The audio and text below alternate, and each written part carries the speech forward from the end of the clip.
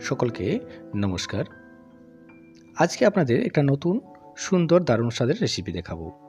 পেঁয়াজকলি দিয়ে সজনে ফুল এবং তার সহযোগে আমরা মোরলা মাছ দিয়ে এটা সুন্দর নতুন রেসিপি আপনাদের দেখাবো। তো আমি এখানে পেঁয়াজকলি নিয়েছিলাম 100 গ্রামের মতন, সাথে একটা ছোট আলু দিয়েছি এবং অল্প সরষে বাটা দিয়ে ওটাকে আগে কষিয়ে নিয়েছি। এরপর আমি যোগ করছি সজনে ফুল। এই সজনে ফুল খাওয়ার বসন্তকালে খুবই প্রয়োজন এবং এর উপকারিতাও প্রচুর।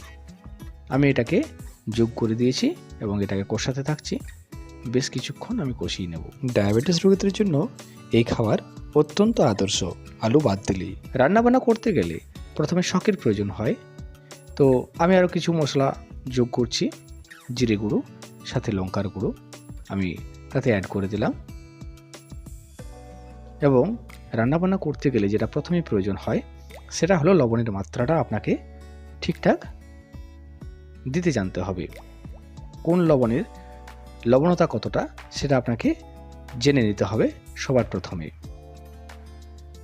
এবং এই ব্যালেন্স করে চলাটাই হচ্ছে রান্নার আসল কাজ। যাই হোক, বসন্তকালের এই সুন্দর রেসিপিটা প্রত্যেকেরই খাওয়া উচিত।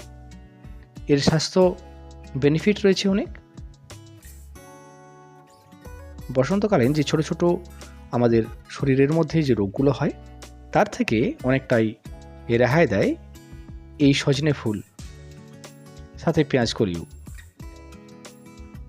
এবং অল্প অল্প পরিমাণে আমি জল যোগ করে দিচ্ছি এবং যতক্ষণ না এতে ফুট আসছে এবং প্রায় গ্রেভি টাইপের হচ্ছে ততক্ষণ আমি এতে জাল দিতে থাকবো। প্রায় জলটা মরে এসছে, দেখতে পাচ্ছেন আপনারা।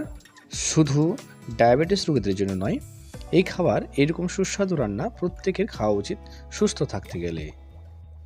এরপর আমি যোগ করব আমার ভেজে রাখা মোরলা মাছ।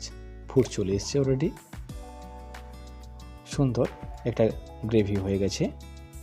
এইভাবে আপনি একটা নতুন সুন্দর সুস্বাদু রেসিপি, স্বাস্থ্যকর রেসিপি বানিয়ে নিতে পারবেন বাড়িতে বসেই।